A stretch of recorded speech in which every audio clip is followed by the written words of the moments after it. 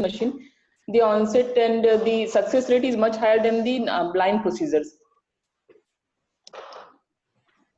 So I will be dividing the whole topic into these few points: the basic physics, the ultrasound probes which we use, and about the machine or knowledge, and ergonomics, image optimization, and few artifacts I will be telling about. So what is ultrasound? Ultrasound is basically a mechanical longitudinal wave which comprises of areas of compression and relaxation. And what the frequencies which we use in ultrasound is usually between 2 megahertz to 16 megahertz, which are not audible by the human hearing.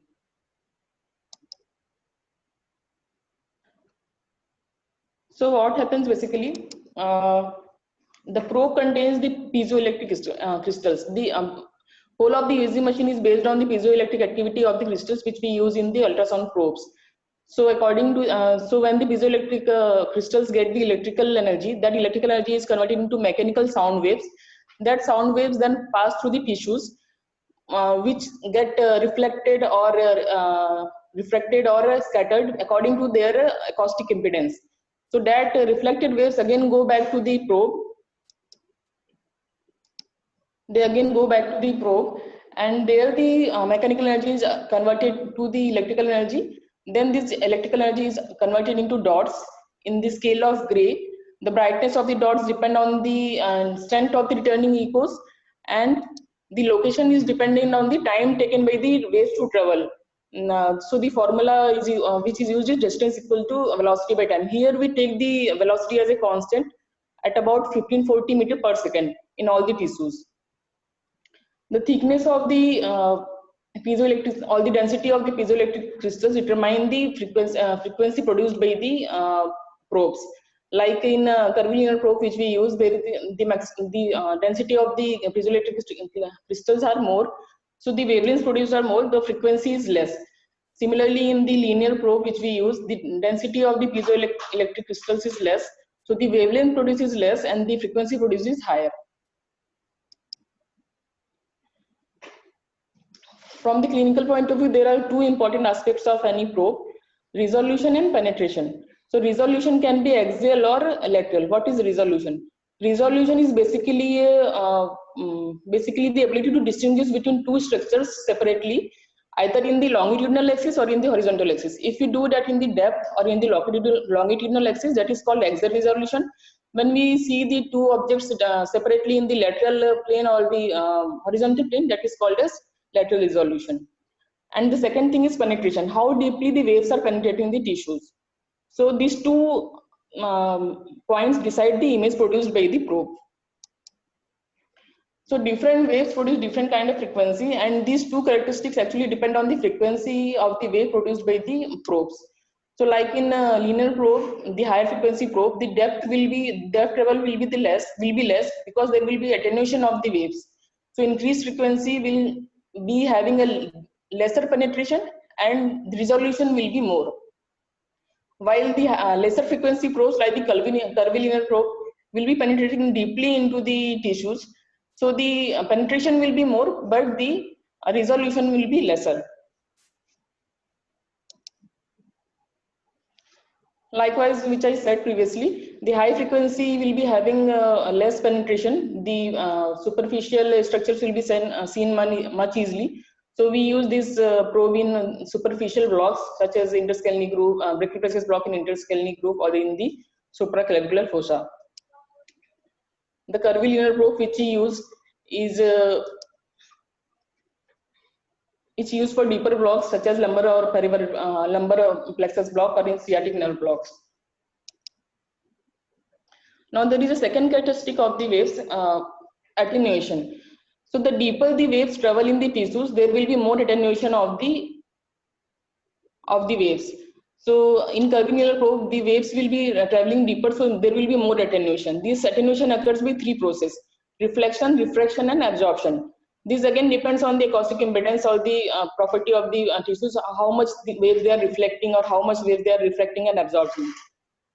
So if the frequency is more, there will be more attenuation, and if it is lesser, there will be less attenuation.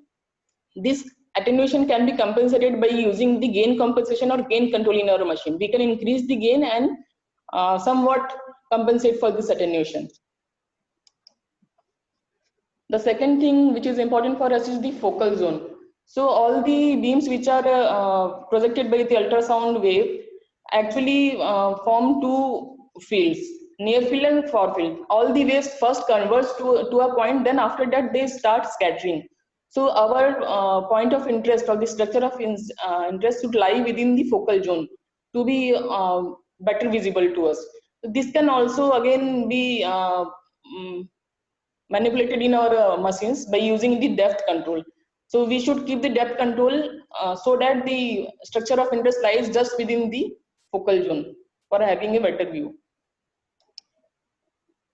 Now coming to the echogenicity. So what is echogenicity?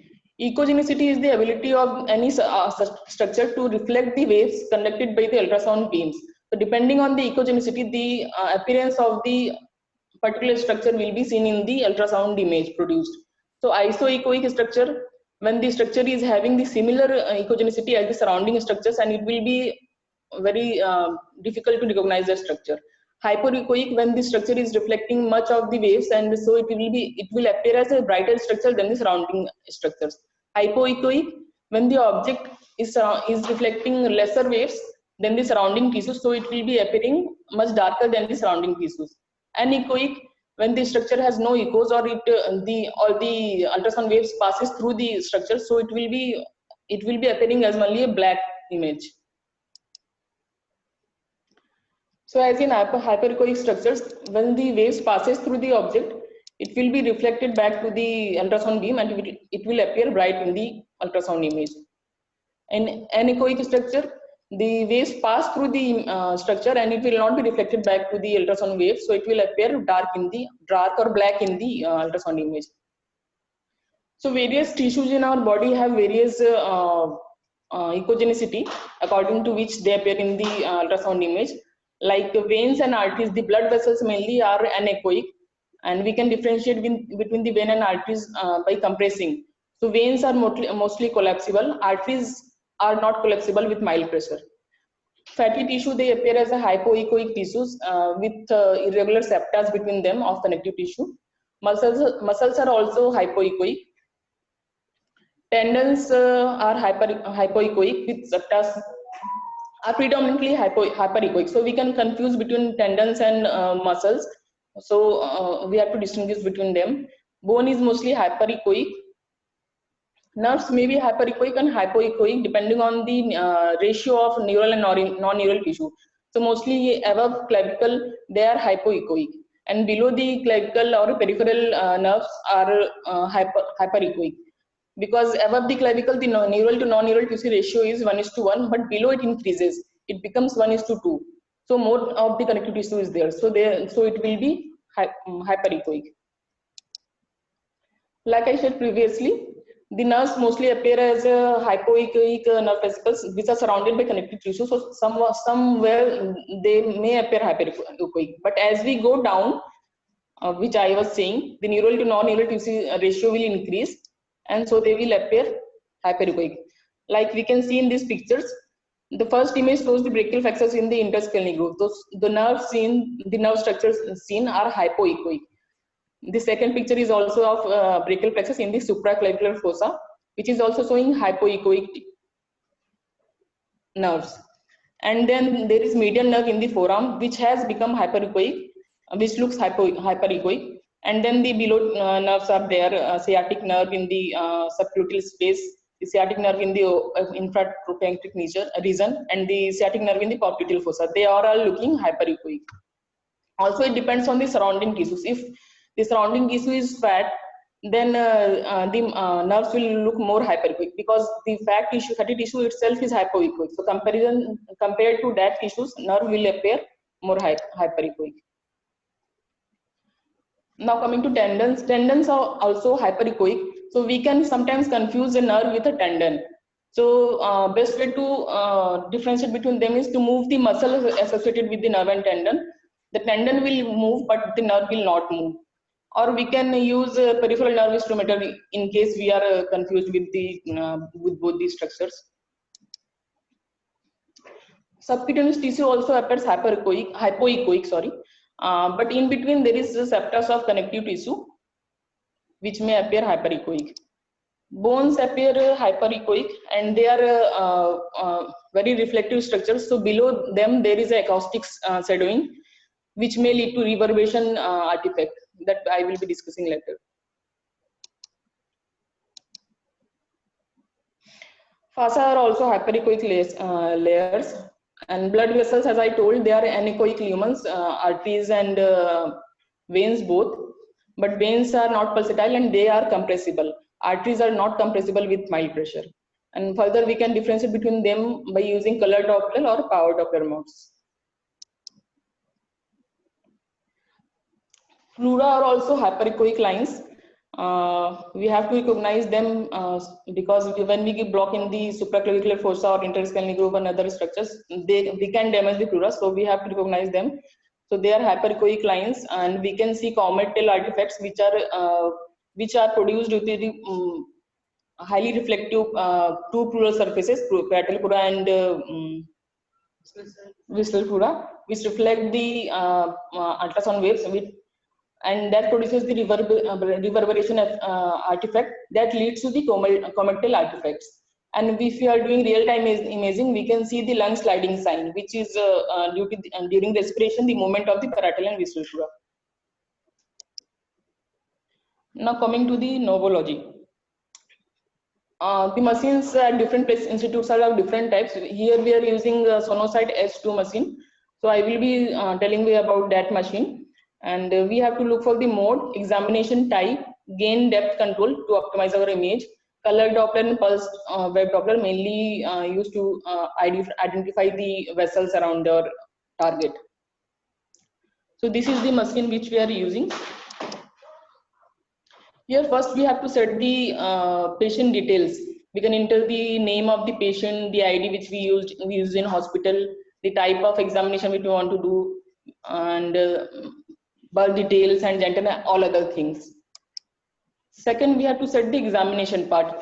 So this has different types: nerves, abdominal muscle, abdominal, cardiac, musculoskeletal, and small parts.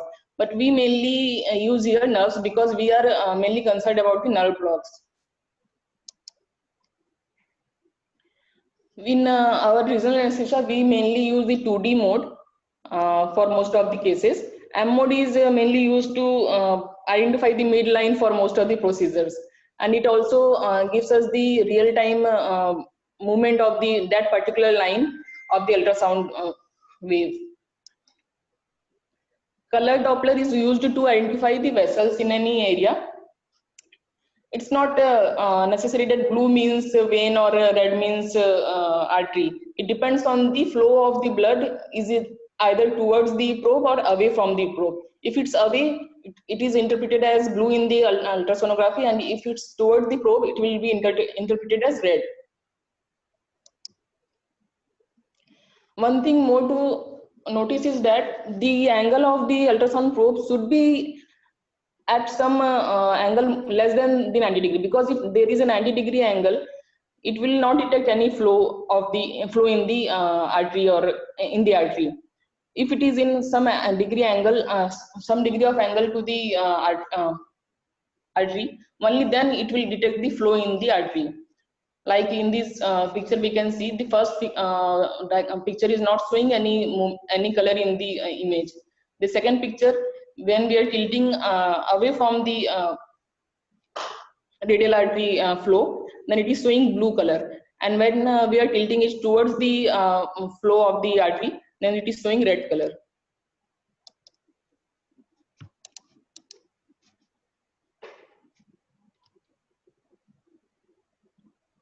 Okay. If you are confused in the color Doppler, we can also use pulse wave Doppler. So in this, the direction is not any concern. We can put our area of concern in the Doppler area, and we can detect the movement in the particular artery or wave or vein, and we can distinguish between both structures. So there are gain buttons in our machine. This is showing near gain, upper button, and then far gain, then average, and then auto gain. So this compensates for the attenuation of the sound wave which travel into the tissue. In particular machines, there are buttons for every level of the image in the machine to compensate for gain. Then there is depth setting. As I told, the particular structure which we are interested in should be inside the focal zone. So this depth button helps us to bring the structure in that zone. So in this pictures, we can see the 2 centimeter image is, and so 2 centimeter depth is appropriate for this structure, this nerve line within that. And further, when increasing the depth, like in this 6 centimeter image, we cannot see the structure properly. So the proper depth should be set. Then there is a caliper button which can be used to measure the depth or the distance traveled by the needle which we want to calculate from previously. Like in central neurosacral rocket, we want to estimate the depth at which the anterior complex or posterior complex lies. So we can use that caliper in that time. And the second, the upper button, that yellow circle is showing the is used for the needle guidance. And then there is a zoom button also which we can use to amplify the image. So at any time of imaging, we can see a screen like this. So in left side there is showing, this is showing the name of the patient, and then there is a marker which shows the orientation of the probe, and then there is the examination type which we have chosen. This is the depth, and then there is the mode which we have chosen for the frequencies used in the probe, resolution, penetration on general. General mode, when we have selected in probe, it will choose an average frequency of that probe. In penetration mode, this will choose a lesser frequency mode so that the waves can penetrate deeper. In resolution mode, this will choose a higher frequency in the selected probe so that we can see a superficial structures better. So basically, we use 2 types of probes in our regional anesthesia: curvilinear and linear, which I have told earlier. Curvilinear probe we usually use for deep blocks and abdominal imaging because this has lower frequency. So because of that, there is increased penetration and decreased resolution. So deeper structures can be seen better with this. And linear probe it is having higher frequency, so there is less penetration, but the resolution is good for superficial structures. So we use this for our routine superficial blocks like supraclavicular blocks, axillary blocks, and all other. So this is the penetration of the tissues according to different waves. The lesser the frequency, the higher the penetration. Then there is the frequency is decreased, so lesser penetration. Then higher frequency, more lesser penetration. So how to select the probe? We have to look for the area of interest which we are going for, deep or superficial, which I told already. Like in sciatic nerve block or lumbar plexus block, we have to go deeper. So we will select the curvilinear probe. And if it is superficial block, we will go for a linear probe. And it also depends on size of the patient. If the patient is very obese, we can also use curvilinear probe for superficial blocks like supraclavicular block, because in that patient, infraclavicular block, because in that patients we will be visualizing the structures better with the curvilinear probe. How to prepare the probe for block? So we have to prepare it in aseptic precautions, and we should put a jelly and then cover with a camera cover and wrap it with a sticking or a rubber band, and there should be no bubble inside so that the image will be formed properly.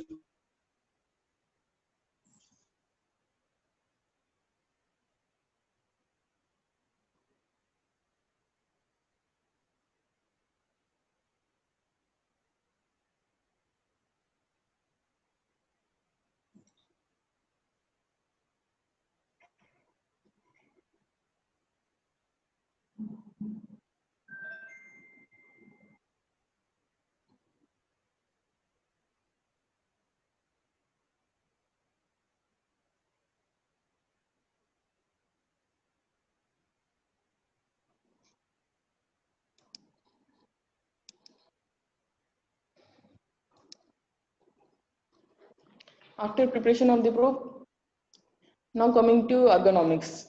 So ergonomics is very important because it adds the hand-eye coordination, and it avoids fatigue in the operator. So the machine should lie in front of the operator, and so he don't have to look back or turn sidewise to look for the machine and then again look at the target.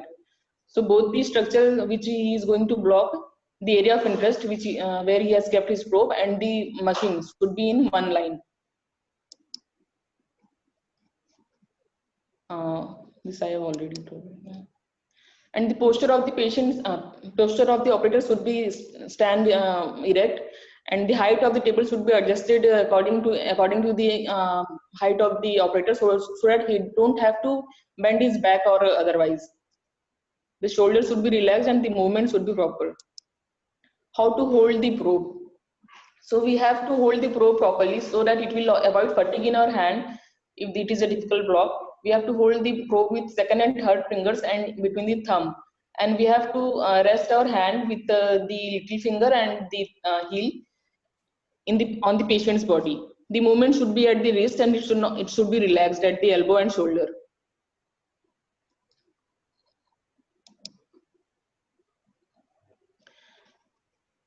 Now coming to the scanning part. So after doing all these things, we identify the correct patient, appropriate for the block, correct surgery, correct site of the block. We have to take informed consent and explain about the codes to the patient.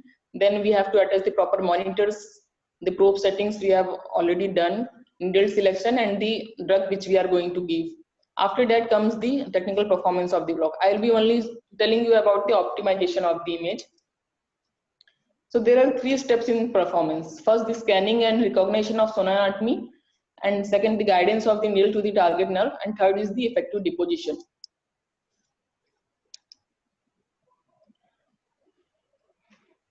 So image acquisition and optimization. So there are basically 2 scanning plane: transverse scan and a longitudinal scan, and coronal scan also.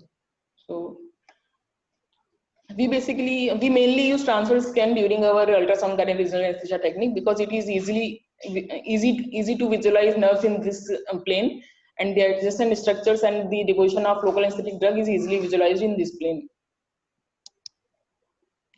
Imaging views again can be in short axis view and long axis view. The short axis view is basically the cross sectional view, and the long axis view is the longitudinal view.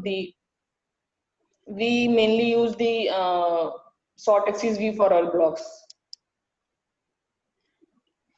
Then there is a orientation marker in the probe.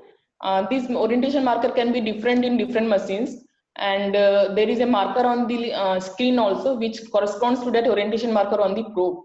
So sometimes this marker can also be shifted to other sides of the screen.